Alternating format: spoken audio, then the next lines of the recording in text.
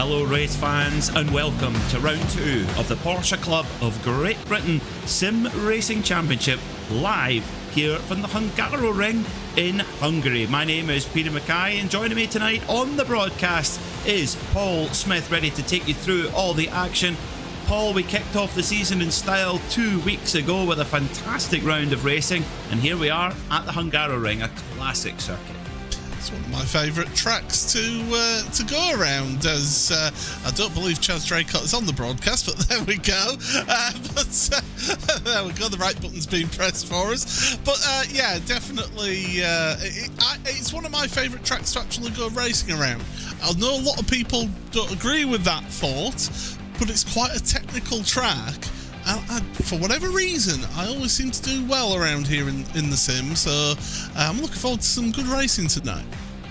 Well, you can be our expert eye on whether when the drivers are doing it right or doing it wrong then, Paul. I'll let you be in charge of that one. We kicked off the season 2 weeks ago, and what a fantastic start it was at the Red Bull Ring, a sprint and feature race. Then we repeat that format tonight before in 2 weeks time we go over to Japan, Fuji Speedway, where the World Endurance Championship visited quite recently, then to another fantastic venue, Mount Panorama, for the first time in Porsche Club of Great Britain Sim Racing Championship history. Likewise, our first street circuit as well, Detroit, Belle Isle. That will be a challenge for our drivers. Then to the newly revamped Zandvoort in Holland. Then, well, two iconic venues in the world of Porsche and the world of sports car racing, Le Mans and Sebring, before we round off just in time for Christmas. Who will get the best present under the tree of the championship trophy? Well, we have two to hand out, the Pro and the AM Class Championship, and it's been a fairly exciting start to the season. Johnny Cullen leads by just 1 point from Christian Saruta, with Johnny Iliad making a good start to things in third. James Cummings is in fourth. Then it's Mark Johnson in fifth. Austin Greatorex showed some good speed in the opening round, but a few little issues in the second race. Then it's Byron Crawford, Rob Sharp, Matt Baxter-Jones, and Paul Goffin rounds out the top 10.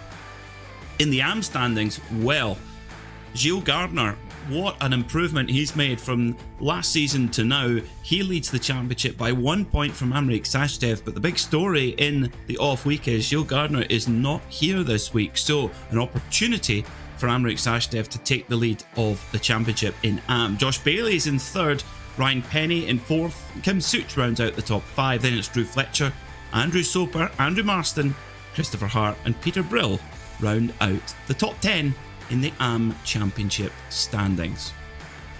So the drivers are out in practice and qualifying at the moment.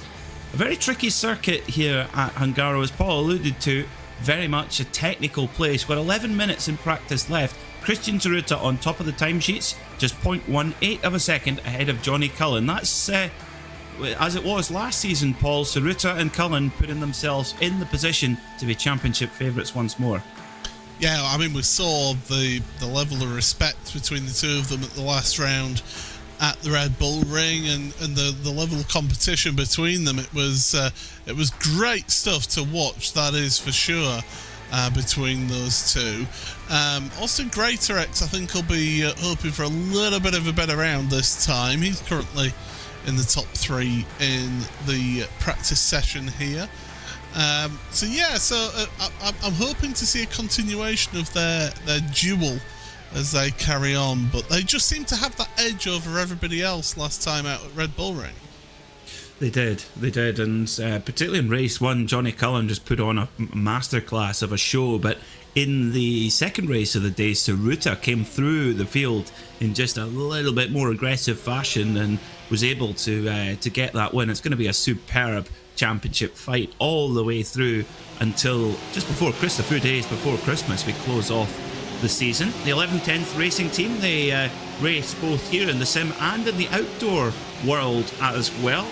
You often see them in the Enduro Car Championship, and they're wonderful white and red machines out there in this season. Once again, many drivers in this championship have been here since the very beginning of Porsche Club of Great Britain Sim Racing, which kicked off in the early days of lockdown. Remember that? Just over about 3.5 years ago, and now on to our 7th season here in the Porsche Club of Great Britain Sim Racing. It's fantastic to see the progression of the championship and going from strength to strength, and some big prizes on offer as well, Paul, thanks to our sponsor in particular, Porsche Centre Chest. It's always good to get some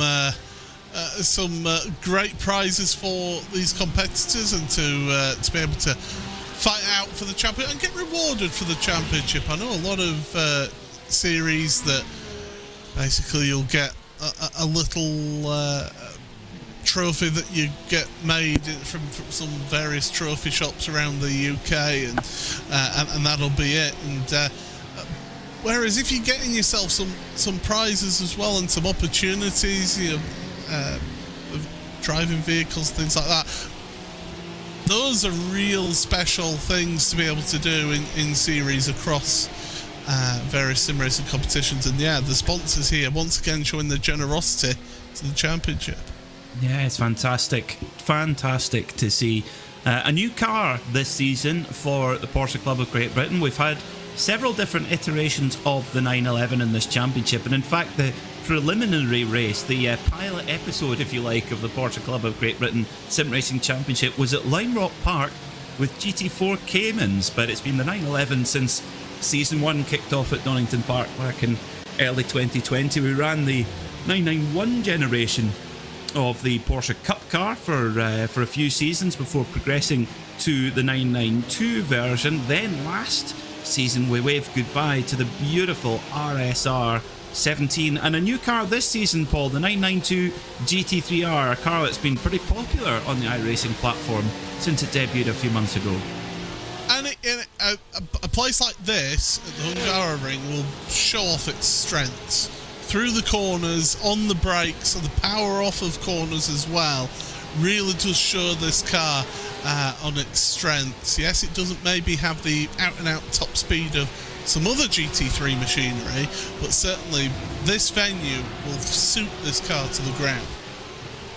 I agree. I always think one thing that's so good is braking, this 992 GT3R. It's got quite far improved aerodynamics from the previous edition, and yeah, it's got a slightly bigger engine too, 4.2 litre flat six, which is mirrored in the road-going GT3 RS machine. Here's your championship front runner Christian Saruta in the Flying Bogey, as it's affectionately known. You think why? Well, just look at the colour of it. That's where that name come from, and running the number 1 plate as well, Paul. That's what we like to see. Yeah, always good to see who our champion is from the previous season, and is that motorsport tradition that I love to see. I know things like Formula 1 and MotoGP and things like that, you can choose to run your specified number that you like to run, or you can have the one if you're a champion. I'm still a fan of previous year's champion or previous season's champion getting number 1 on it. Totally agree. I think it should be mandatory all around, but such is the world of merch. That's often what it comes down to, isn't it? That a driver's brand, it comes down to their race number. So Christian Saruta on top of the timesheets for now with 0.18 of a second advantage over Johnny Cullen. Whoops, spinner. Who's that? There's a issue there in the mid part of the circuit. Didn't quite catch the number on there, but it's Josh Bailey who's on top of the shop in AM at the moment, just 1.4 seconds off the overall quickest. That's mighty impressive there from Josh Bailey. And here's the thing as well, there's a few pros that are mixed in with the AMs as well, so the AMs are showing some good pace here to be mixing it with the pros, because we saw last time out at the Red Bull Ring in practice when we were looking at things before we got with the action, how the pros and the AMs were very much separated in that round of the championship. But here, you've seen a few of those pros struggling to get ahead of the AMs here. And I think that comes down to the Hungaroring effect as well. This is a circuit where you've really got to put the miles in to get the very best out of it. There's so many technical corners. and so many changes of direction as well. And you can, if you don't have the lines just right, you can really just throw away big chunks of time. So yeah, I think if you're not too practice sharp, it is going to show you up at this particular circuit. I mean, just even before we kicked off the season, a few weeks ago, we had drivers asking for Hungaroring on board. So this has clearly been around, Paul, where drivers have targeted as a potential issue, but also, if you really put the work in, a potential chance to really put some big results in. Yeah, and that's exactly what you need to do, but get that time in. I know there's some people won't have the same amount of time as others because of work and family commitments as well, but yeah, those ones that have been able to just spend the number of hours getting to grips with the track and the car combination, then they will prosper on that one. And one thing that they will have found around here, Peter, and this is more pertinent for qualifying, with us only having 3 laps of qualifying, and it's very early in the broadcast for me to bring this up, track limits. It's so easy to break the track limits, especially at turn 4. Very, very true. The drivers will have to look out for that, particularly in the feature race when we go a little bit longer in the feature. So yes, track limits is something that will be something to look out for. And incident points, what have we got incident points wise, Paul? Because we, in the iRacing platform, we get 1 for breaking track limits, 2 for a spin, and 4 for heavy contact with another driver. What is our limit? It is 17 before you get a penalty, and then another penalty for every 5 instant points after that. So in the shorter 15-minute race, I don't see that being quite so much of an issue. When we go to that 25-minute race in the feature, that's where it maybe will become a bit more of an issue for drivers. Yeah, I totally agree. I think we saw, especially in the feature races, where with the finishing results from race 1, the top 20 are reversed. So what it means then is that the fastest drivers are coming through, and that always causes well, not the fastest drivers, we shouldn't put the blame only on them, of course. It shuffles the order, so there's a lot of cars out of position, and that inevitably causes issues. So that's when you're more likely going to have incident points. And the thing as well is that you don't have to hit somebody and be the perpetrator. You can be the punted rather than the puntee, and you get the same number of incident points. It's a non-fault system.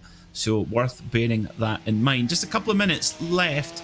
Not too many improvements showing up on the timing screen by my look.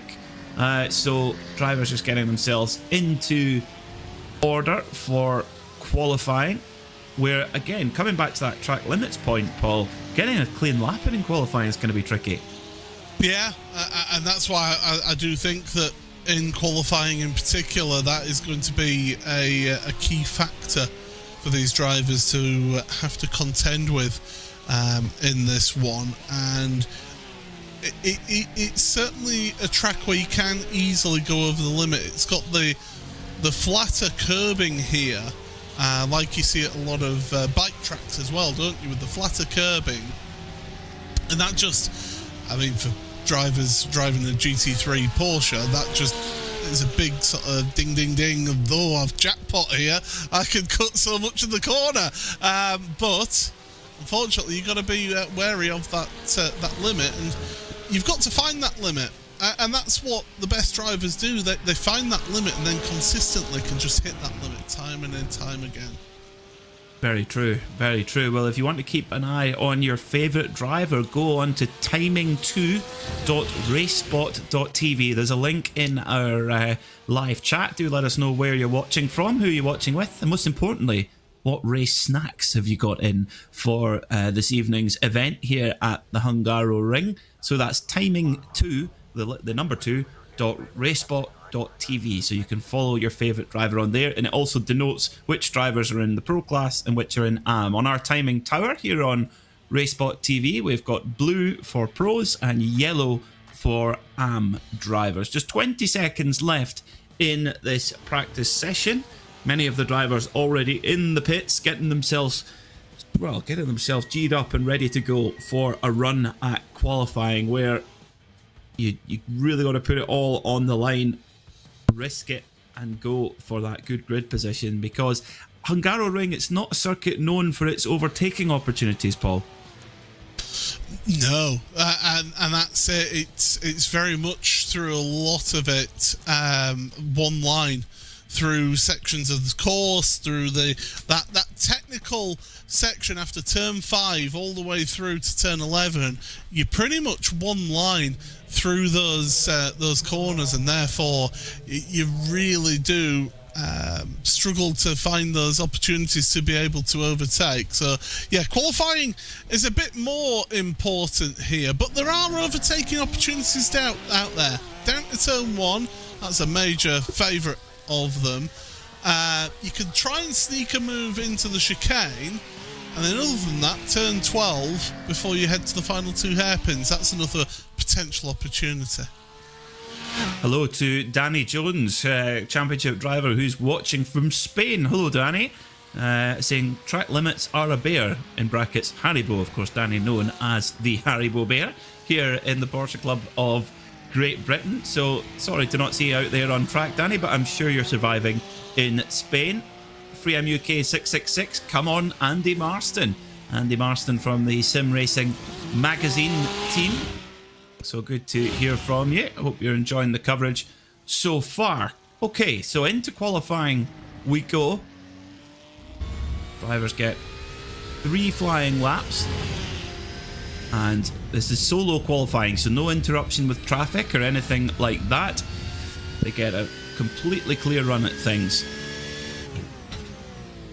Just almost into the limiter there in the 4th. For whacking through. You really are up and down the gearbox a lot, particularly in this latter part of the circuit. Certainly are, and it's all about the run out of this corner and the start of the first lap. Now, with the tyres as they are, it can be just that little bit of a first lap banker and then make the second lap count. By the 3rd lap in qualifying, you've used up the best of the tyres, and they're just start to reach that edge of the tyre heat you put through them. So yeah, through turn 1, downhill, and this is downhill into turn number 2, and it's so easy to miss your braking into this left-hand hairpin. Getting a lovely shot of the driver's eye view. Keep the car to the left-hand side to open up turn number 3. Use the curb. Yeah, that's the perfect line. Now keep the car left, go to the right-hand side and brake. Look for a curb. It's late coming because it's quite a blind curb, is that one. This corner here, you can either V it off or you can hug the apex. Not running all the way out to the curbing though there, onto the brakes, into the chicane. You need to cut the curbing a bit there. Into turn number 8 and 9. This is where I was talking about. You've got that real single line through here. Get it over to the right hand side to open up this left at 10, and then 11, just a little brake, get the car way over the curb here on the left, just holding it into 4th. Yeah, down to 2nd gear for this tight turn 12. Used to be a different shape to that corner, and they improved it a few years ago. Final 2 corners as the track was built. And yeah, let's see what the lap is going to be here from Byron Crawford. Very smooth from Byron Crawford here. Let's see. Yeah, not too much out of shape movement here. Let's see what the time is going to be for the number 12 11/10 driver.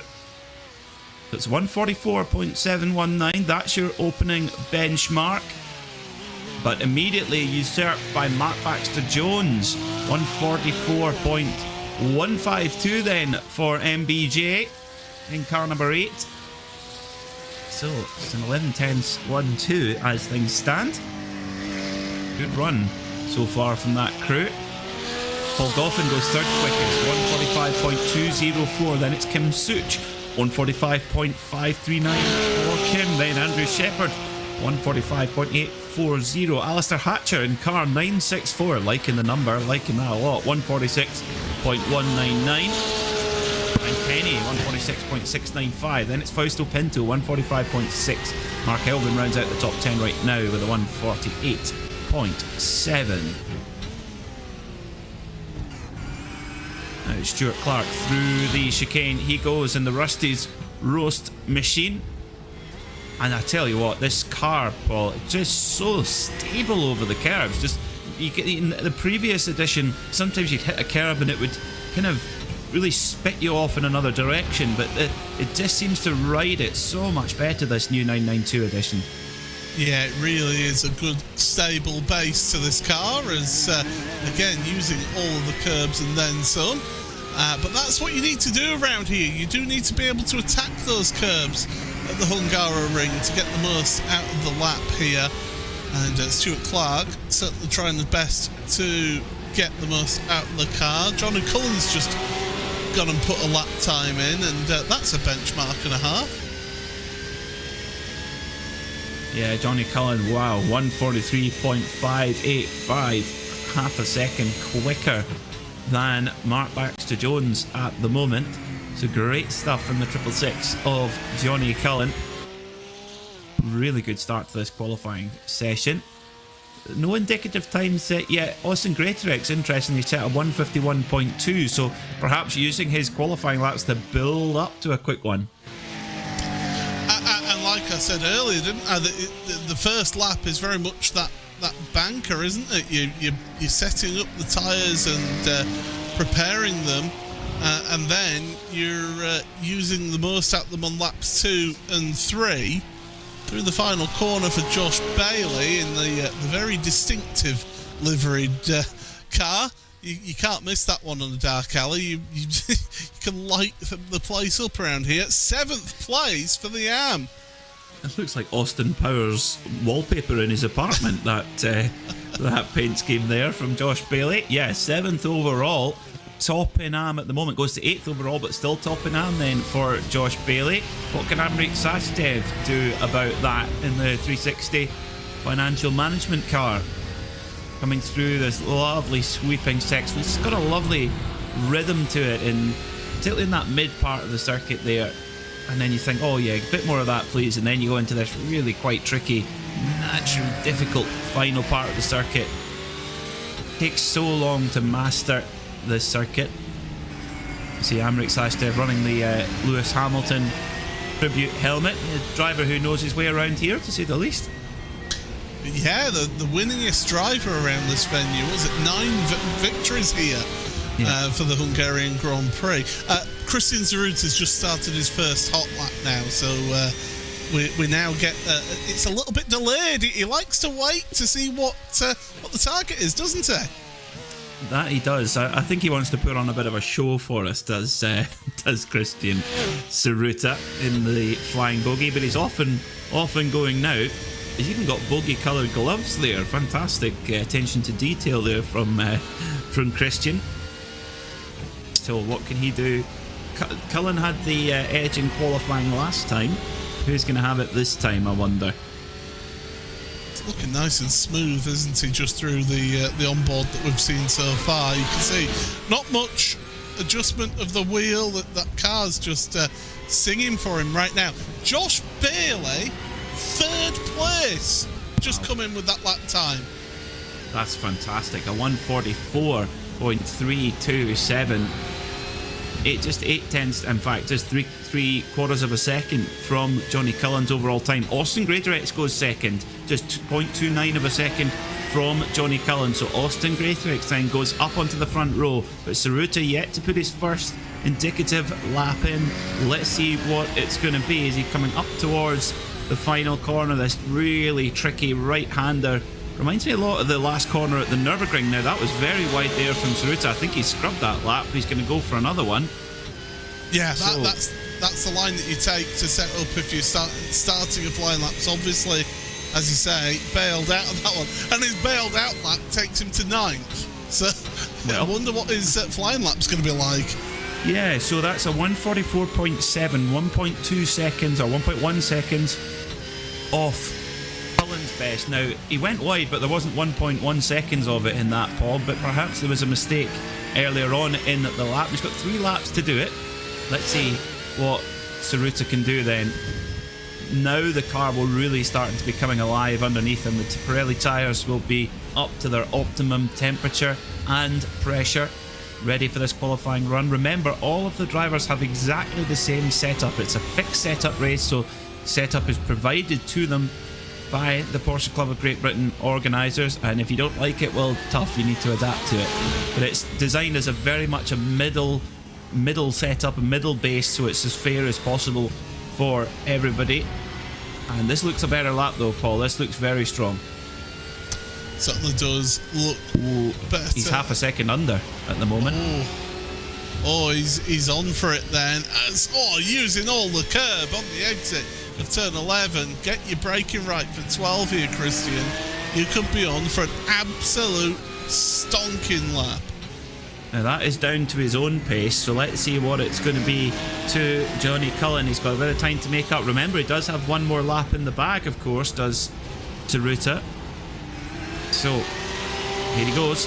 Up towards the line then comes the flying bogey. Number 1, Christian Tsuruta, 144.761 is his best. 143.622, second quickest for Tsuruta. Now, he did scrub a little bit on that last corner, so he might have lost about half a tenth of a second, but it just seemed like the front end just didn't cooperate with him there, Peter. So I think he's now on the limit of the grip those tyres are going to be giving to him. Well, let's see what he can do. Yeah, got to find 47 thousandths of a second, does Tsuruta. But on the front row right now, with the only threat from behind would be James Cummings. In fact, no, he's all done as well. So Tsuruta can do no worse than second place now in this qualifying session. But the story for me, you pointed it out quite rightly, Paul. Josh Bailey in the AM class, 6th overall. Fantastic. As soon as that lap came up on our timing screen, I'm like, whoa, where's that lap time come from? That's fantastic. And it's great stuff to see for some of your AM drivers to be really mixing it with those. I mentioned it in the warm-up, in the practice session, that some of these AM drivers were really mixing it with the pros, and we're getting to see that with Josh Bailey. Also Drew Fletcher as well in 12th place. You know, he's ahead of a few pros out there. So yeah, this is going to be an intriguing round of the championship. As Tsuruta now, can he get any more out of this? Well, the last corner's been a bit of his nemesis so far. Let's see. Oh, he's on it. He is on it right now. Let's see what Tsuruta can do then. Is this going to be pole for our defending champion, Christian Tsuruta? Up to the line he comes. 143.439. It's pole. Pole position for Christian Tsuruta then on the last lap. And he just edges out Johnny Cullen by 0.146 of a second. Now, James Cummings, this is not an indicative lap. He has had 5 laps already, so this is very much for practice. So Christian Tsuruta on the last lap of asking, nicks pole position from Johnny Cullen. Fantastic. I said, didn't I? He scrubbed the tyres on that previous lap on the last corner, and he hooked up that last corner then. Absolutely perfect stuff from Tsuruta, and wow, that gap just short of 0.15 of a second between the two of them. I mean, it's next to nothing. When it comes to the race, those two are still going to be absolutely neck and neck, but the gap between them and Austin Greatorex is 0.3 of a second, basically. That's quite a margin between those 3 drivers.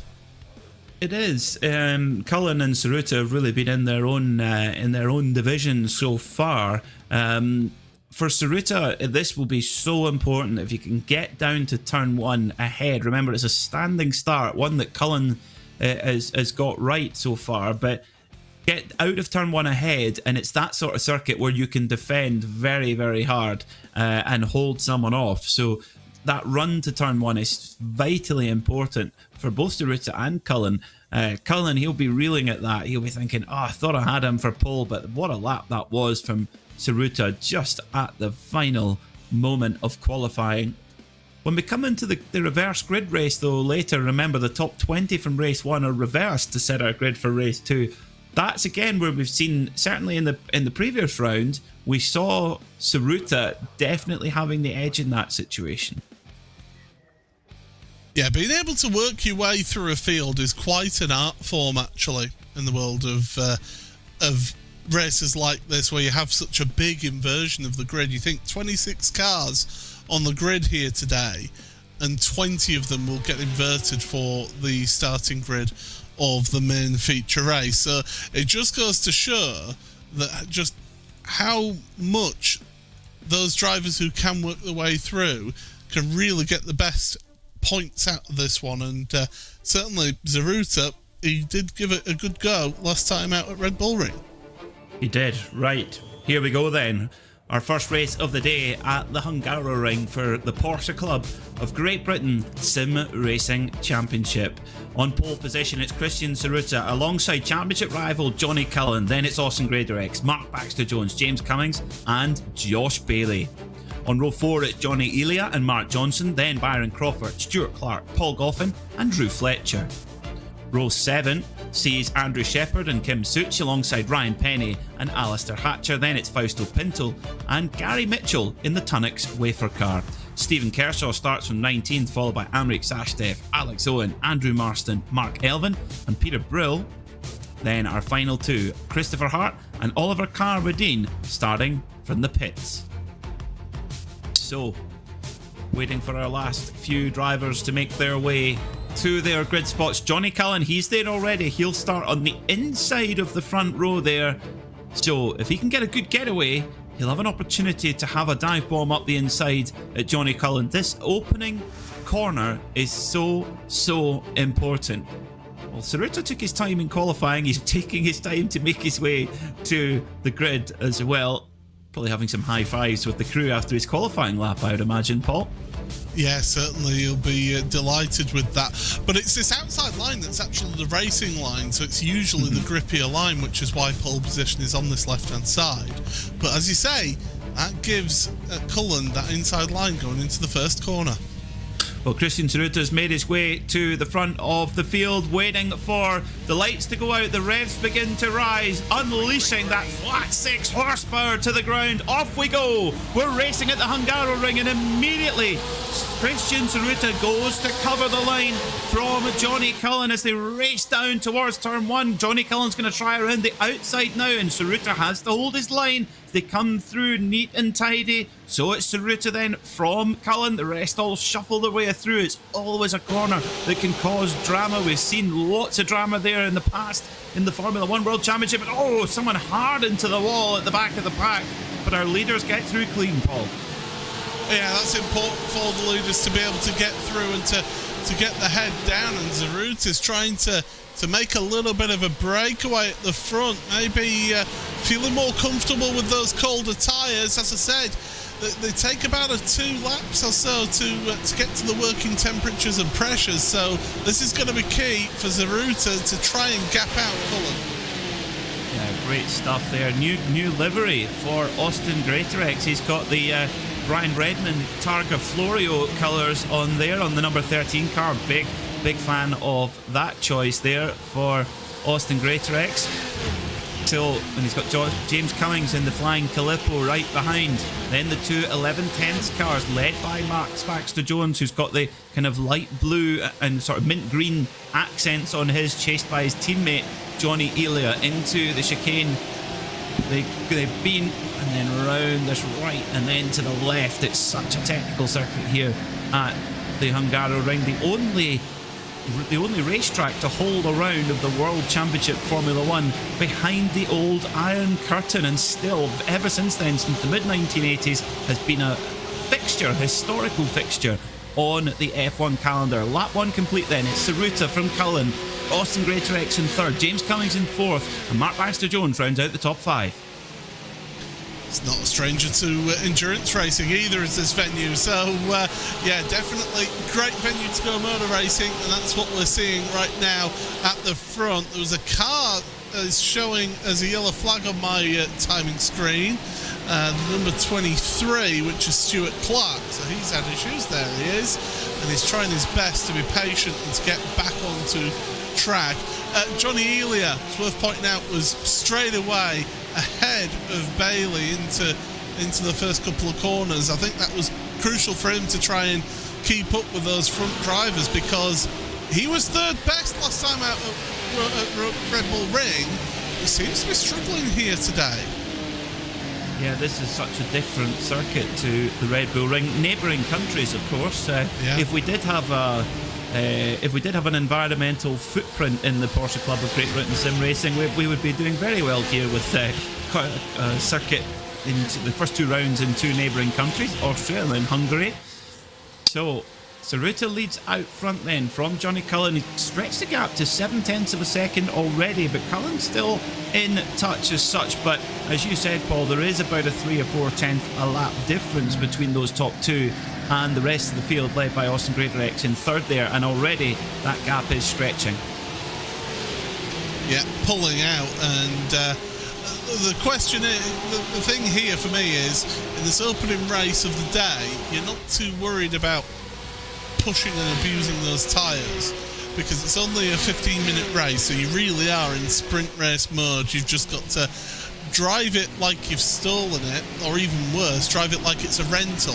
And that's the way you've got to try and race these things. And the second race was a bit longer. I think we saw it last time out, didn't we, how Zaruta had maybe used those tyres a bit more, and Cullen really came up and pushed towards the end of the race. You're saying that you should abuse a rental car. We were very caring to our rental car, Brian the Panda, Paul. Oh, that was Sashdev that got put in the wall, and had just a bit of a turn 1 misunderstanding there by the looks of things. This is Hatcher. He lose that on his own. If you make side-to-side contact through that corner, you can unsettle the car, and that puts you off there. Kershaw as well, he's had issues. This is going to be at turn 7, and yeah, fortunately for these drivers, this is a grade 1 listed FIA circuit, so there's plenty of room for these drivers to throw the cars at the scenery. Yeah, I like how it was good. Oh, and Stuart Clark just got into the back of the Brumos machine there at Mark Johnson, and yeah, I like it because it's got the modern safety standards, but also has a real character to it as well. It's not a nondescript kind of parking lot venue that we see sometimes in other places. It does have a real spirit and character to it. So Saruta at the front is now just stretching his gap to around a second. He's nearly at the second mark now. So just taking that little edge that he had in qualifying and applying it here to race conditions. Remember, they start qualifying and the race in exactly the same condition as far as fuel load is concerned.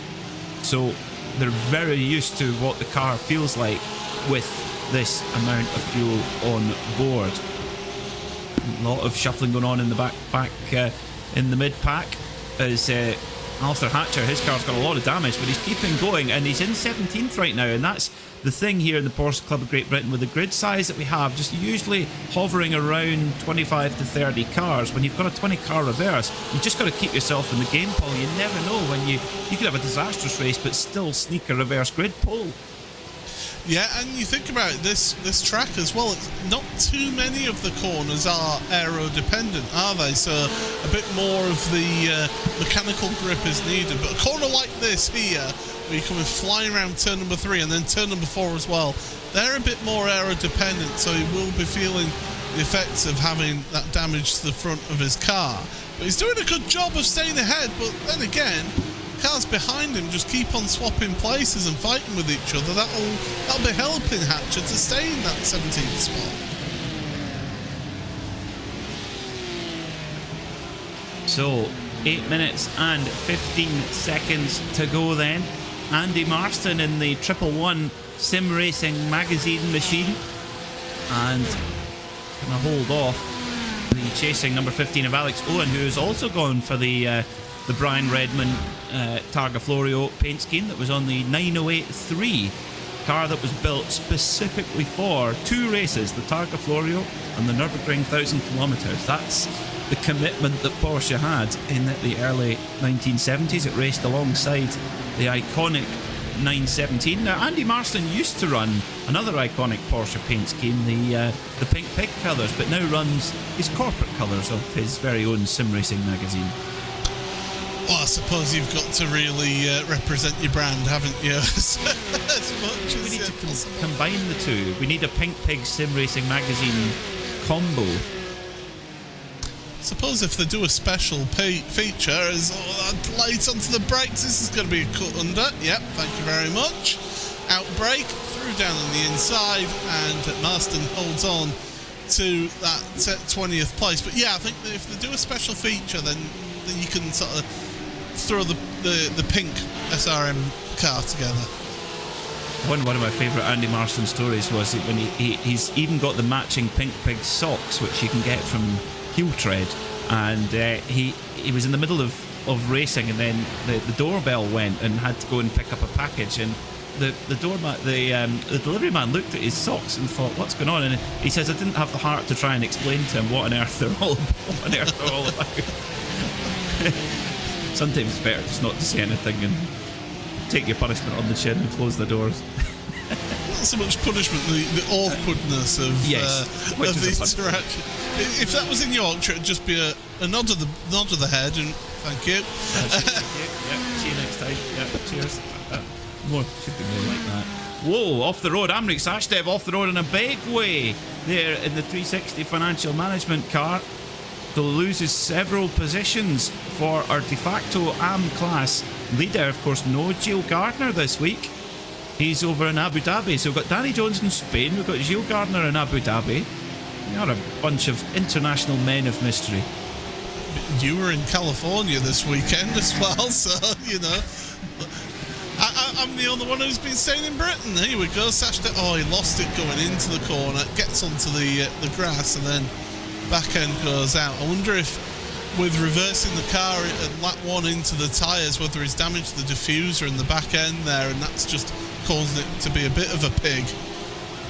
I think so. Yeah, I think that's having an effect for sure. Austin Greatorex right now holding on to this podium position here in that duck egg blue and orange car, being chased down though by the Flying Calipo of James Cummings and the ever consistent, ever quick Mark Baxter Jones for 11/10 Racing.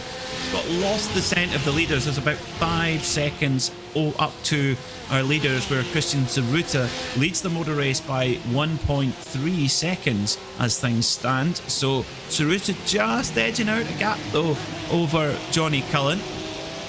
So we said it, didn't we, Paul, how important that first lap, that first corner particularly was going to be, particularly at the front where the pace is so close. Yeah, absolutely. You know, with there being only 1.5 tenths of a second between the two of them in qualifying, yeah, you've got to be absolutely on it and get that gap at the front to be able to just manage the lead there at the front, and that's exactly what Christian Zaruta is doing this time. But Greatorex that we're watching right now, this race for third, the final step of the podium in the sprint race. Greatorex is under some intense pressure from Cummings and Baxter Jones, and they've actually, this three have been able to drop Johnny Elia behind. So that's not an easy feat to do, to drop Johnny off of the back there. Definitely not. He's in good form this season, is Johnny Elia, but it's finding a way past here cleanly. Baxter Jones has dropped down the order. So what has happened there then? Well, is that a slowdown penalty, do you think? So don't see any mark on the car for the number 8 of Baxter Jones. They're just coming through your front of your shot now with the mint green accent. I think it could well be. Oh dear. Well, that's such a pity then for Mark Baxter Jones. That drops him down to 7th. He was looking in a really good spot there in 5th position. So let's get a look then and see what happened then to Mark Baxter. Whoa, that's more of a... how has he got away with that one? Because that was a fairly big dunt into the wall.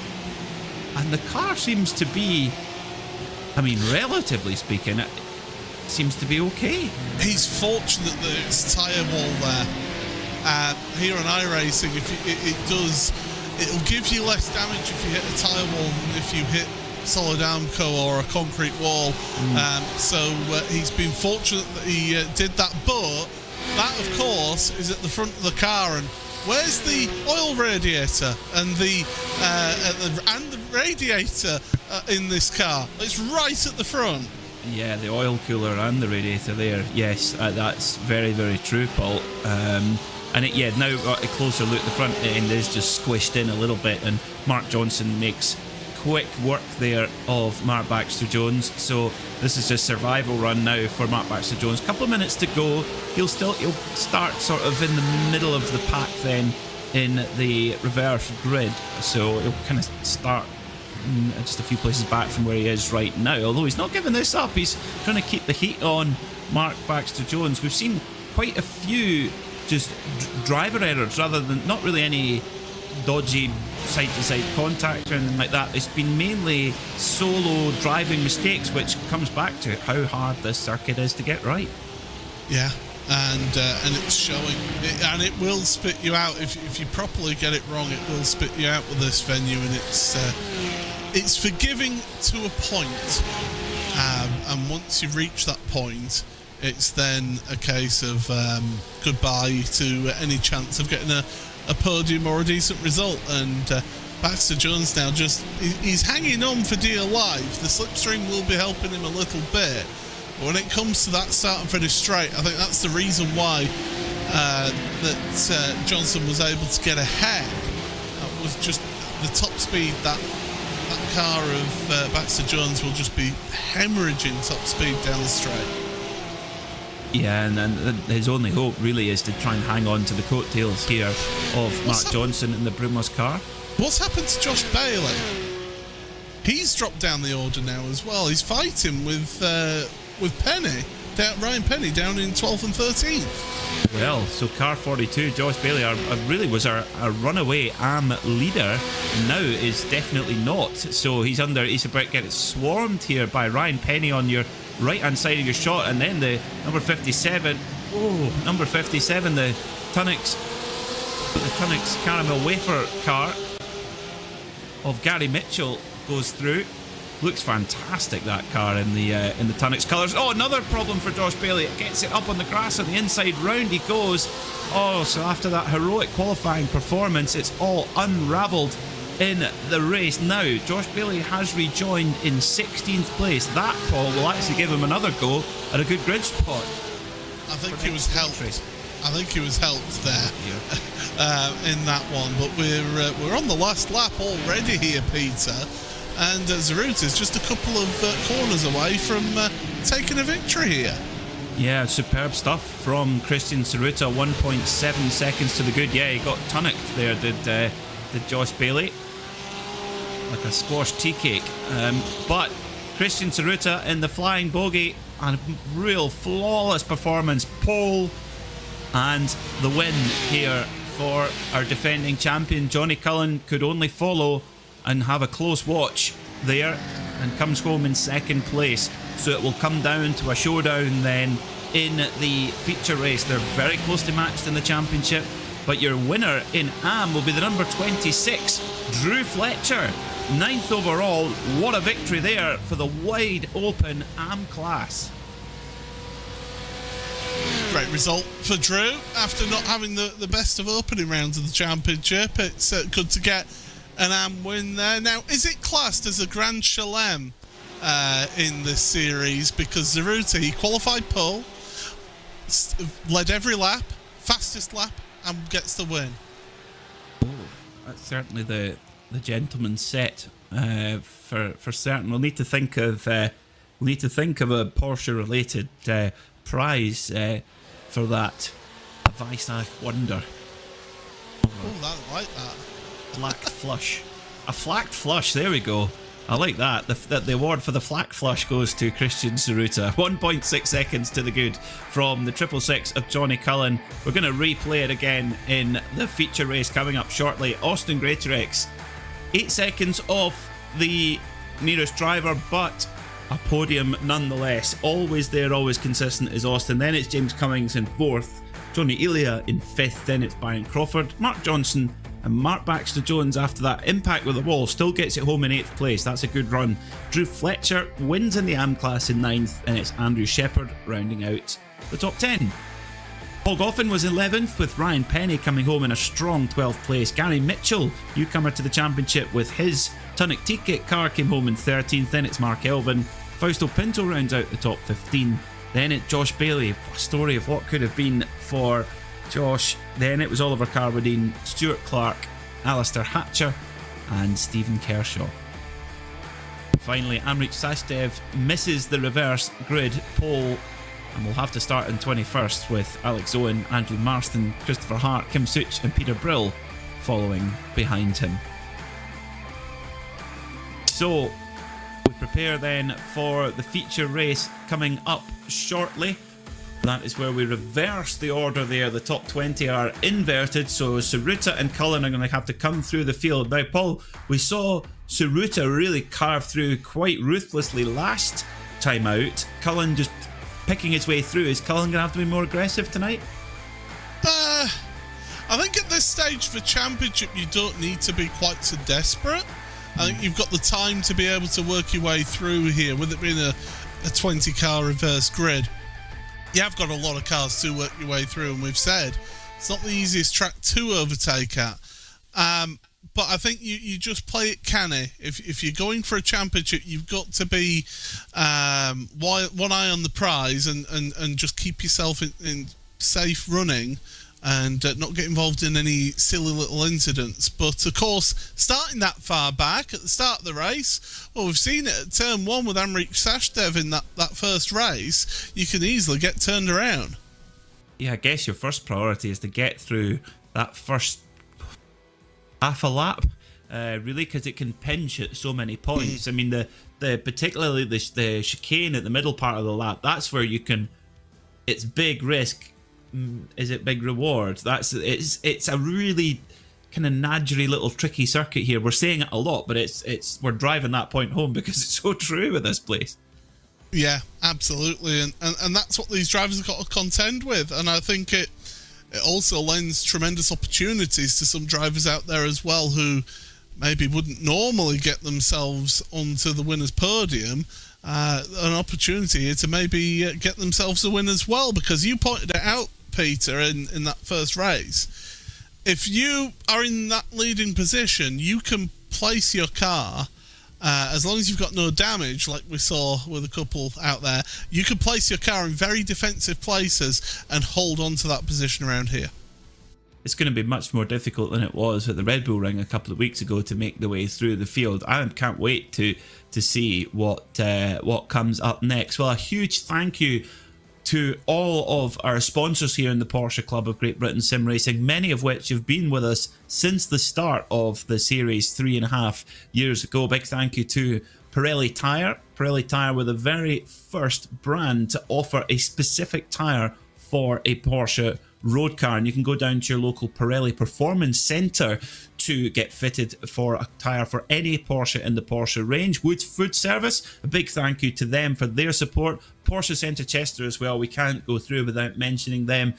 Carl Hazelton at Porsche Centre Chester, who's put up some great prizes for both Pro and Am. Stan 21, Protective Racewear, Derbyshire Holiday Homes, Petro Canada, Lubricants, the list goes on and on. Thank you very much to you all for your support. Leading Edge Graphics as well. Well, we're just under a minute to go, Paul. Feature race. This is what we've come from. We've just had our amuse bouche there, a kind of fairly sedate sprint race, but the feature's what we come to see. Yeah, absolutely. We've had the starter, and now we're getting the main course. Yeah, this is exactly what we're. Well, actually, would the qualifying be the starter? The main course be the sprint race, and then this is the dessert, the thing that you look forward to the most. What would the meal of choice be in Hungary? Would it be goulash? I haven't a clue. I've not sure. An idea. Yeah, I know in Austria you have Tafelspitz, which is one meal in one big bowl, and it gets served as the soup at the start and the boiled beef after, and you don't get pudding out of it, mind you. I mean, you can't be too greedy, but you're usually full by then anyway. But yeah, do let us know in the comments, actually, what would the meal in Hungary be? For we can actually have that round for every round of the championship. We're traveling all over the world. Sebring and Daytona. Sebring probably hamburgers, I would imagine, for Sebring, or a Florida orange juice maybe. You can have a Florida orange, yeah, definitely. That's actually what they have at the Sebring 12 hour. They get given a big bottle of Florida orange juice and they dunk that over their head, a la the Indy 500 with the milk. So all the stuff just picking off the breakfast table. It's got a story to tell in motorsport. Anyway, without further ado, here's the grid. Stephen Kershaw and Alistair Hatcher with Stuart Clark and Oliver Carradine on row 2. Then it's Josh Bailey and Fausto Pinto. Row 4 is Mark Elvin and Gary Mitchell. Then it's Ryan Penny and Paul Goffin. Andrew Shepherd and Drew Fletcher round out row 6. Row 7 is Mark Baxter-Jones and Mark Johnson. Then it's Byron Crawford, Johnny Elia, James Cummings and Austin Greatorex. And our top 2 from race 1, Johnny Cullen and Christian Tsuruta, 19th and 20th. Then it's Amrik Sashdev, Alex Owen, Andrew Marston and Christopher Hart. The last 2, Kim Such and Peter Brill.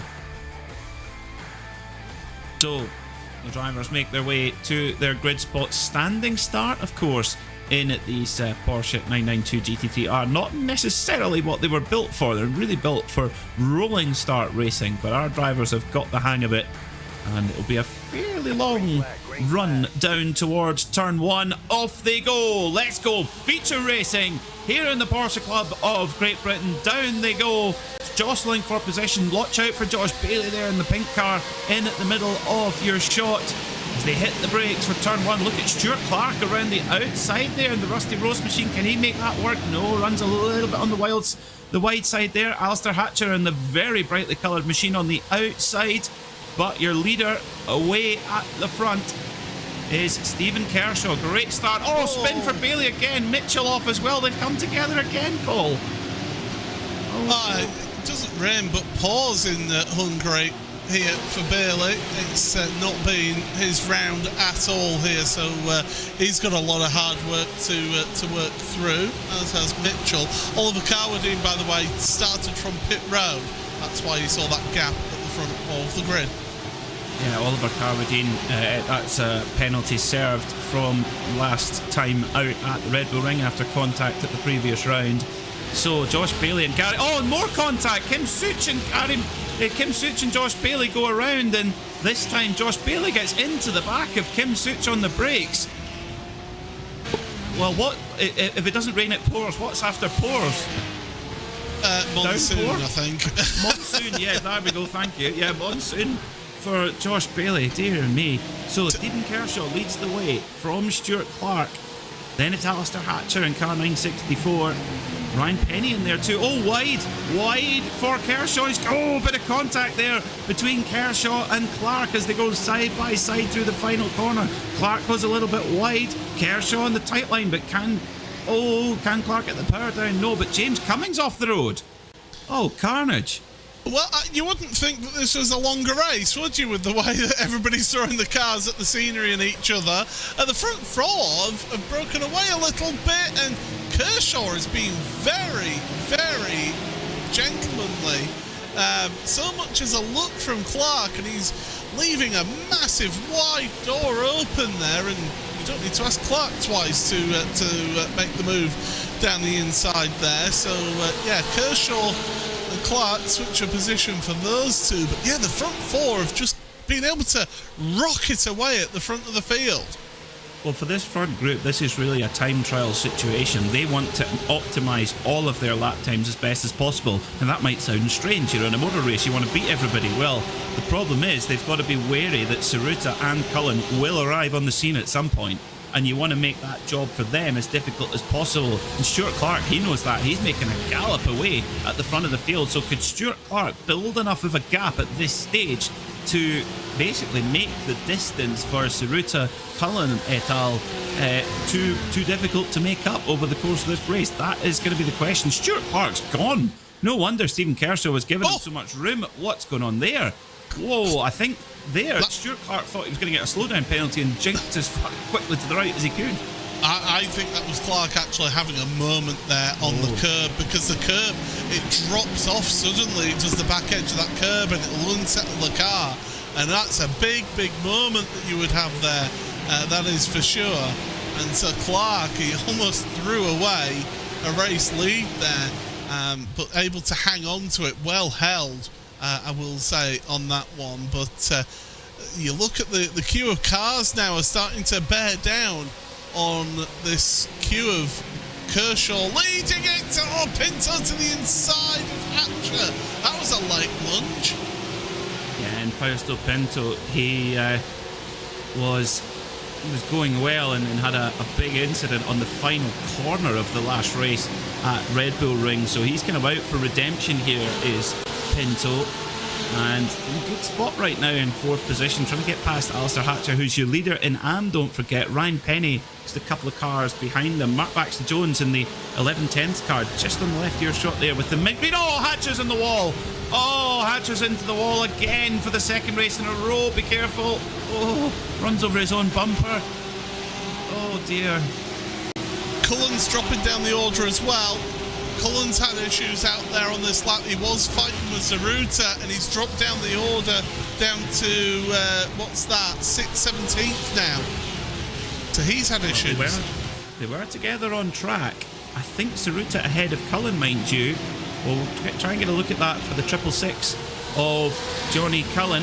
And Zaruta's taken Austin Greatorex with him, so Greatorex just taking a right behind the rear wing there of Christian Zaruta. Johnny Cullen's got the mechanical meatball warning flag as well, so he'll have to take a fast repair in pit road. That is a disaster for Johnny Cullen. Oh, big contact there, and Hatcher has to take avoiding action. So does Zaruta. Zaruta's around. Zaruta's got caught up in it. Your championship leader is off the road. Oh, that is reverse grid racing for you. Yeah, and you just saw Zaruta, he was almost down to a dead stop there, trying to avoid the carnage. But when it's coming for you, sometimes you just cannot avoid it. What did I say about when you're in the pack here, you can get involved in somebody else's incident? That's exactly what happened right there to Listen to Zaruta. your Uncle Paul, kids.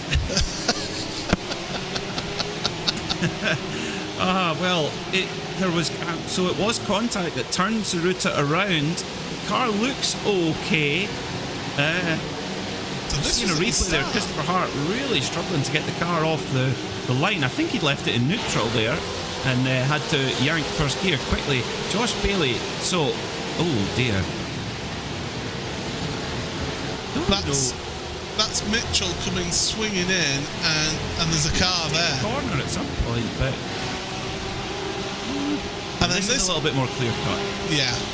Just bang into and basically whenever it's front to rear contact in motorsport, it's always the car in the rear that's at fault there. James Cummings, we saw him around in the penultimate corner on lap 1, and that's the reason why. Just bumps the back of the car in front, gets the car unsettled, around he goes. Peter Brill, oh dear, there's all sorts coming on here. Oh, that's a lazy one. He'll nearly had it. Yeah. He nearly had it. He's going, come on, come back. Mark Elvin, same. Oh, and then gets nailed by, was that Gary Mitchell? Is that a very squashed Turrick's tea cake there? I think it maybe was. Oh my word, it carries on. James Cummings. Is this a second one for Cummings? Yes, he got caught up in that melee. Oh, and more carnage. Oh my word, number 12, Byron Crawford gets taken off with, is that Sash there? It's all happening so fast. And look at the name on the timing board that's there in and around them as well, Zaruta again. So Zaruta nearly getting involved in somebody else's issues out there. There's absolute carnage out here. Yeah, we never saw what happened to Johnny Cullen in the 666. Unless he was a innocent bystander in that gobble up there, where maybe it was in the same incident that Zaruta got turned around. No, it was before that. Before that, okay. Yeah. So, well, take a deep breath. Ryan Penny leads in AM in 5th overall. Oh, who's that off? That's Shepherd. Andy Shepherd, okay. Try again. Ryan Penny leads in AM. Alistair Hatcher, despite nosing it into the wall, he is second in AM in 9th place overall. This is an absolutely nutty motor race. Mark Johnson, he's in 10th there in the Brumos car, with Zaruta quickly recovering from that incident a few laps ago. And actually, for Zaruta, yes, it's not ideal, but with Cullen having to go to the pits for repair, that's dreamland, really. Certainly is, and well, didn't I say that this is the opportunity for somebody to be able to get themselves a result that they maybe normally wouldn't get? Well, with what's been happening to Cullen and to Zaruta out there, this is definitely the opportunity for somebody to get a great result out of this race, as Zaruta makes a move on Johnson now. So Johnson having to relinquish that 10th place now. So Zaruta, to be fair, top 10 now. Here's what happened. This is the style up. Zaruta's taking... Oh, he's just got collected by another car. It was? So Cullen was before that? Yeah. Okay. How strange. Poor old Gary Mitchell. I mean, that is... If anyone who's ever forgotten that they had a tonic tea cake in their pocket, or maybe sat on one before, that's kind of like what his car is right now after that. That's an obvious tip for you. Don't ever sit on a tonic tea cake. They are not solid. Speaking from experience. Not unless you want the sticky backside, then. No, you have a very sticky... yeah, no, handbrake on that one.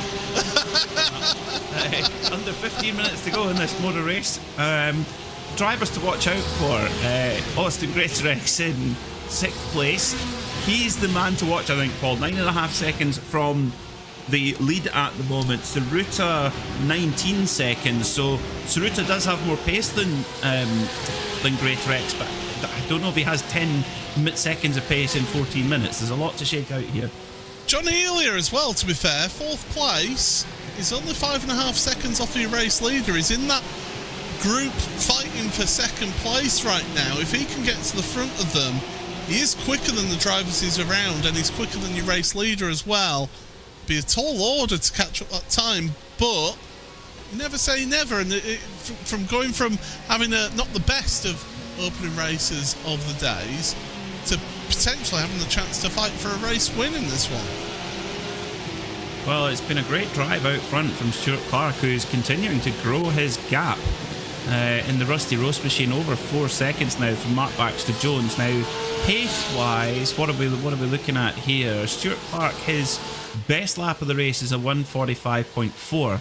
For Mark Baxter Jones, his best is a 1:44.6. So on ultimate pace, Mark Baxter Jones is 9/10 of a second quicker. So we've got a real race on here. Stuart Clark is driving beautifully, but with Mark Baxter Jones now with clear air ahead of him, that's the race we're going to watch. The difference was 4/10 of a second last lap in the favour of Baxter Jones. What is it going to be this time? This is a real mental test for Stuart Clark, because he'll see the delta coming down. He's got to try and not get distracted by that and keep running his race.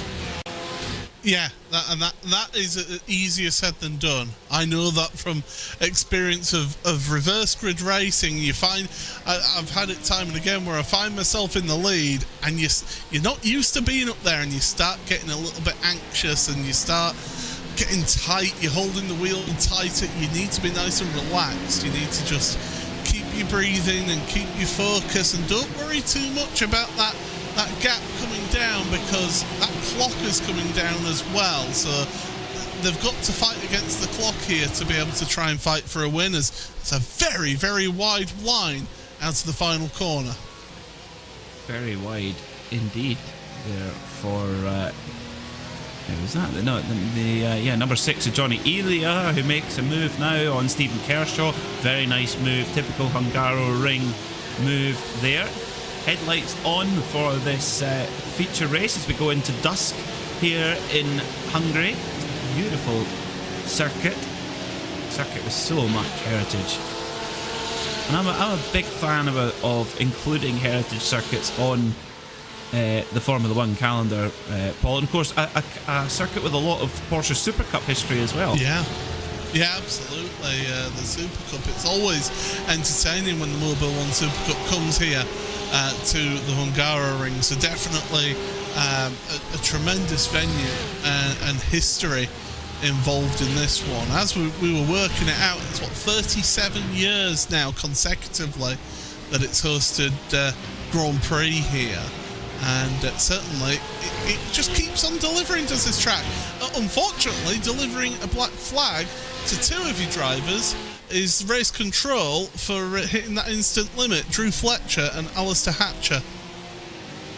Oh, well, that's a drive-through penalty then for those drivers, and for Alistair Hatcher that will be a second place in Gone Begging, which will promote Amrik Sashdev, who sits in 13th overall. He will move up to second place overall, and that is second place in class for Sashdev, and that's very, very good.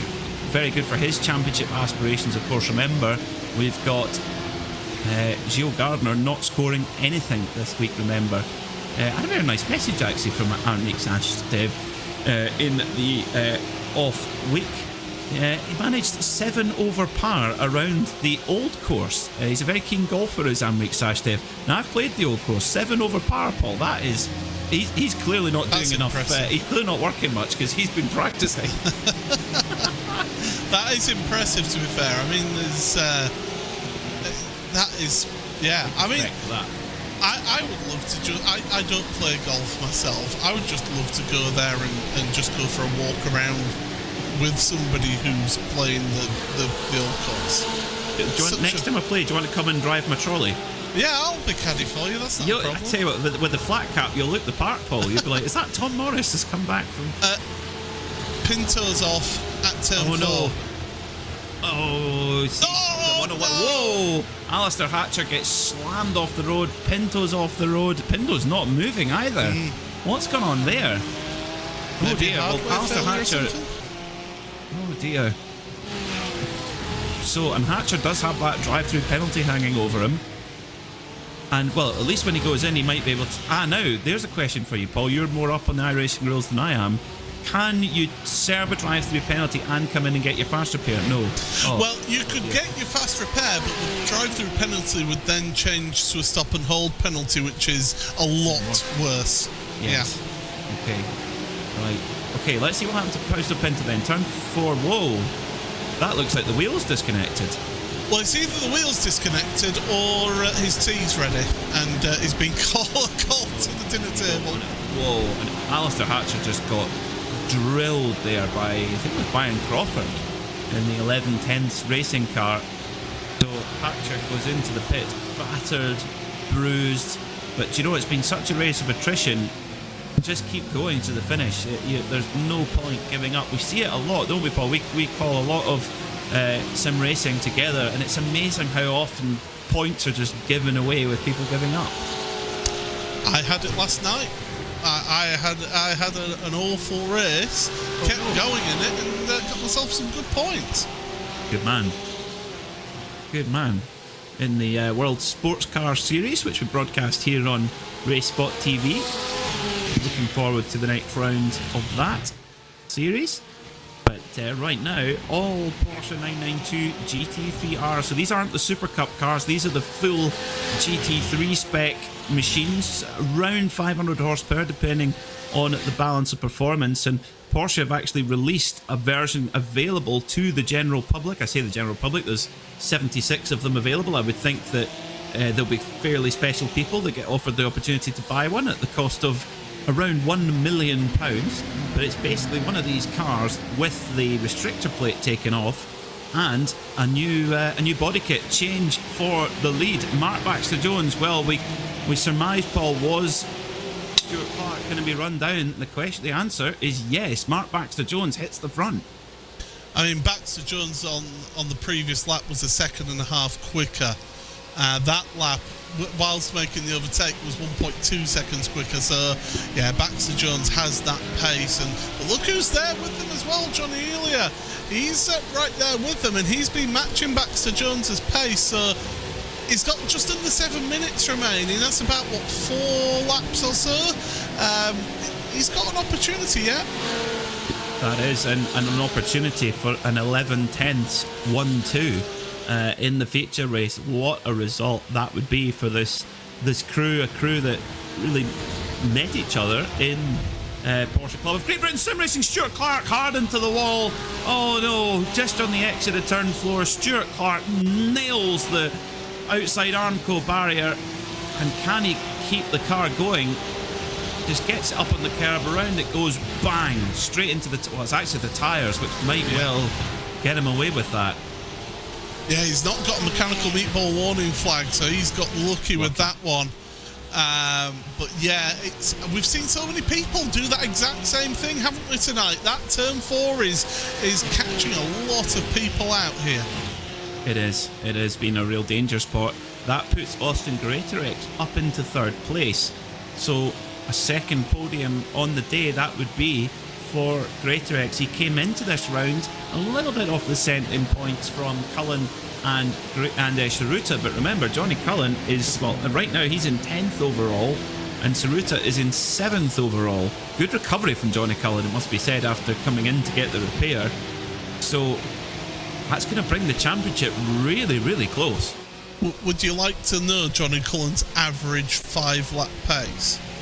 Go on. His average is a 1:44.4. Oh wow, that's average. Wow, average. That's it. Well, the best lap of our leader is a 1:44.6. And Johnny Cullen's previous lap was his fastest lap as well, so he's on it. He's pushing hard. Yeah, Saruta's just on his fastest lap of the race with a 1:43.8. Cullen a 1:43.7. They are fantastic stuff from both of our championship frontrunners, and for them it's really a chase in the last 5 minutes. How much time can they make up? Saruta's got 3 seconds up to the next car, which is Ryan Penny. That will be tight, but might be able to catch Ryan in that situation. And remember, Ryan Penny, he's well out in front of the AM class. So for Ryan Penny, he just wants to keep that car in the middle of the road and not take any track limit penalties or anything silly like that. Just get the car to the finish, and he's got a class win in the bag. For Penny, that would be a great result. News from the race control: Drew Fletcher and Hatcher and Gary Mitchell now. So Hatcher with his second drive-through penalty, and a couple others with their first. So the penalties are coming in thick and fast towards the end of this race. They are. We said it could be an issue, and it's turned out to be so. Combination of incident points for damage with contact with other drivers and track limits abuses. Here comes Cullen now on Mark Johnson. That can't quite get the move done this time on the beautiful Brumos themed paint scheme. Looks fun. Looks absolutely fantastic. Brumos, an iconic Porsche team, racing with the brand in the end for nearly 50 years, and they changed to white, blue and red colours because they were orange before and they didn't show up very well on black and white photographs. So that's how the white, blue and red of Brumos was born. Here comes Cullen. I never knew that, Peter. There you go. There you go, because Brumos won the first ever IMSA race in an orange Porsche 914. Peter Craig and Harley Haywood. I never knew that orange does not show up on monochrome photos. It does. It doesn't show up very well. Well, yeah. The white, blue, and red definitely showed up better. And there was certainly a lot of press coverage for the Brumos team in the 70s. It really dominated American sports car racing, particularly in GT classifications at that time. It's like now you generally don't see cars wearing British racing green because on television it actually looks more black. Very true. Yes, very, very true. Which is such a pity because British racing green is such a wonderful colour. It just looks brilliant. Also, oak green metallic, which is kind of the, I guess you could call it the Porsche equivalent. Very similar colour. Looks wonderful. Mark Baxter-Jones leads from his teammate Johnny Elia by 0.6 of a second. It's tight at the front, but now here's a question, Paul. Will we see some 11/10ths racing team orders here? Will we hear now? We've had some pretty controversial team orders here in the past, haven't we, in F1? Was that Hungary's? Was this Fernando is faster than you? No, that was Hockenheim. Was that? We did see. Hungary, there was the one between Lewis Hamilton and Valtteri Bottas, where Lewis was there saying, "Oh, I'm quicker. Just give me a chance at the Ferraris." And then when he didn't catch and pass the Ferraris, he gave the place back on the last corner to Lewis. I see. Upheld his side of the bargain. If I don't get past you, you go back past. On you go. Yeah. No, I like that. I like that. That's the well-run team. You've got that much control over your drivers. Yes. Yeah. Now, I think we might well push one more lap here. It's going to be quite tight, actually, between, if we're going to go one lap longer. Mark Baxter-Jones and Johnny Elia will, well, certainly Mark Baxter-Jones will be hoping not. And what a story this for 1110's racing team, a crew that they race in the virtual world, iRacing special events and various championships, and also, of course, here in the Porsche Club of Great Britain, but also in the real world, racing enduro kart, which is, as the name suggests, endurance racing with Ford cars. So a very clever entry into motorsport. I think we are going to push one more lap here, Paul, just. Yeah, it's going to be tight. We should get it. Mark Elvin, by the way, the worst time to pick up a drive-through penalty is right now on this penultimate lap. So he'll have to come down onto pit road straight away and get it served, because if you don't serve it by the end, iRacing automatically puts on a 45-second penalty onto your race results. Oh well, that's, yeah. You don't want to have that for certain. So in the AM class, Ryan Penny in a commanding lead right now. Just got to get through this last lap. He's got 17 seconds back to his next rival, which is Amrik Serstev, who'll be delighted to bag a whole load of points in the AM Championship chase for our well, actually, I was going to say our top golfer in the Porsche Club Great Britain Sim Racing, but Austin Greatorex is, I've been noticing he's been doing lots of golf recently, so maybe there might be some competition for that honour. But nevertheless, the on-track driving, Mark Baxter-Jones is going to put a win on the board here if he can hold off Johnny Elia for just half a lap more. Austin Greatorex has fought hard. Remember, he's started from 18th on the grid and he's made his way all the way through to third place. Quite a drive there. Stuart Clark in fourth, despite his contact with the wall, but Saruta right behind him now. So Christian Saruta has made his way through some more positions, and with the damage that Clark will be carrying, we might well see that position swap as well. Never say never, as it's close, but it's not close enough. Goffin Cullen's dropping down the order. He was dropping down the order a couple of places there, so not good right at the end. But here we go, Peter, to the line. Yeah, Mark Baxter-Jones is a winner here at the Hungaroring in the Porsche Club of Great Britain. What a drive from the 11/10 racing driver. Johnny Elia comes home second to make it an 11/10 racing 1 and 2. Austin Greatorex in the Gulf-coloured machine there. 2 podiums on the day for him. And Ryan Penny for Porsche Centre Chester wins in the AM class. What a drive from him. A dominant drive in the AM class for Penny. Paul Goffin picked up a penalty on the last lap with accumulate, and this is why. He's picked up instant points as Cullen's been off into the wall, but yeah, going off to avoid Cullen there, and that's put him over the instant limit. Oh dear. So Johnny Cullen drops down to 11th with that one. Not what we like to see at all. Just tried to force the move when it was it there, was it not? Well, we need to look at it in more detail, but the end result is Johnny Cullen only finishes in 11th, and but Stuart Clark did manage to hold off Christian Saruta with all that damage. That's a heroic effort from Stuart Clark in the Rusty Rose machine. Saruta comes home in 5th, but that will cement his position at the top of the championship. But Austin Greatorex will come a little bit closer after that podium there in the feature race. All going on here in the Porsche Club of Great Britain, and we've got a race every 2 weeks between now and Christmas. Can't wait. So these are your results then. Mark Baxter-Jones, your winner after 15 laps of hard racing, with Johnny Elia in second, and Austin Greatorex making it 2 from 2 on the podium. Stuart Clark was 4th, with Christian Saruta fighting through from a spin to finish 5th. Then it was Stephen Kershaw in 6th. Ryan Penny was your AM class winner and 7th overall, a superb drive. Paul Goffin was 8th. Mark Johnson was 9th. And Andrew Shepherd rounded out the top 10. Finishing in 11th was Byron Crawford with Amrik Sastev 12th overall, second in AM. Oliver Carbadine was 13th. Then it was Josh Bailey getting on the AM podium. Then James Cummings, Paul Goffin, Alex Owen, Drew Fletcher, Andrew Marston and Kim Such. Finishing in 21st was Alistair Hatcher after several difficulties out there. Then it was Christopher Hart, Gary Mitchell in the slightly squashed tea cake, Mark Elvin in 24th, Peter Brill in 25th, and Fausto Pinto had to pull off because, I quote, he had to go. Go where? We'll never find out. So, that is your finishing order then for the feature race here at the Hungaroring.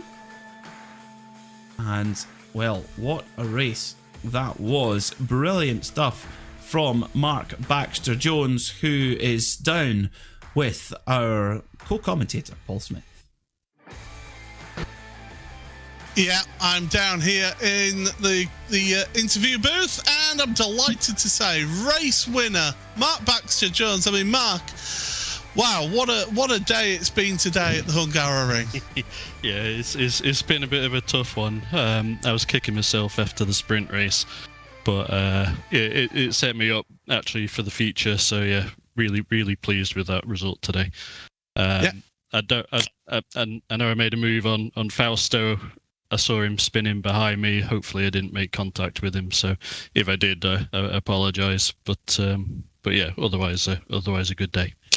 Well, I mean, that's it. I mean, we start off with that sprint race. He started on 4th place. It looked to be that you had pace in that, but just dropping back down to 8th. But that does set you up nicely for the grid. But how is it starting these cars, these GT3 cars, when they're not really designed to start from a standing start, are they? Oh, it's bleeding difficult. Let's just say that. At least for me, and I don't know if I've got bad reactions or what, but everyone's passing me at the start each race, so something to work on for me. But yeah, hopefully we can prove that for the next time round. But it must be nice to be able to turn around the Red Bull Ring results and to get yourself a race win here in the main feature race. Oh yeah, absolutely. It was not the best start to the season, not the best start to the second session, but we got there in the end, and some fantastic racing with the guys as ever in PCGB. Really respectful racing. So yeah, it's been a good evening. It certainly has. Well, go and celebrate that one with your teammates. It's been a good result for your team, and congratulations on the win. Oh yeah, thank you very much, and thanks to the guys at 11/10. It's been a fun one. Thanks very much. There we go, Peter. That is your race winner from this main feature race. Always good to hear from your winners. It is. Well, why don't we double up our winners in the commentary booth, because Ryan Penny is standing by to have a chat with us. Let's get him in. Paul, over to you with our AM man of the moment. Yeah, this is a tremendous result then, Ryan. 7th place in this main race. You must be delighted with that. I'm over the moon, mate. I can't believe it. I've struggled for the past 2 weeks with this car on this track, and I don't know, it just seems to all come together tonight. Well, I mean, that's it. You got a decent result, 12th place in the sprint race, but being able to get that far up in this main feature race, towards the end with the little gremlins coming into your head and were they starting to talk to you as you went round there, or were you just focusing on keeping it nice and clean for you? To be honest, I was just trying to keep it clean, just focus on my braking point. It's not brake too late. Yeah, well happy. Hopefully Mr. Hazelton will give me a GT3 allocation now. I've won a race. I think that's what any good team boss would do. Well, we can always hope. I keep asking him, but he says I've bought enough cars off him. But it's put you in good stead for the championship. What are you thinking of the rest of the season? Is it just a case of pick up these results as and when they come? Go for the win. Just if luck's on my side, then we'll wait and see where we end up at the end of the season. If I can improve on 3rd place that I got last year, I'll be happy. Well, Ryan, congratulations on getting an AM win here in the main feature race. Brilliant. Thank you very much. Thank you for you guys doing the great broadcasts that you always do. Oh, it's a pleasure. Always a pleasure. There we go, Peter. Ryan Penny, AM winner. And really good day in the office for two of your drivers from the grid there, Baxter Jones and Penny. Brilliant to see, and two drivers who have been in since the very beginning of the championship as well. And that's always what we like to see, the progression of so many of the drivers in the field due to their own efforts, but also the community around the Porsche Club of Great Britain. That's why we come back every season. That's why we enjoy it so much. You can join us in the Porsche Club of Great Britain Sim Racing in 2 weeks' time. October the 18th, we go out to Japan. Who will be big over there? Well, you can find out at 8 o'clock UK time here on RaceSpotTV. But from myself, Peter Mackay, from Paul Smith, and from us all here at RaceSpotTV, thanks so much for watching, and goodbye.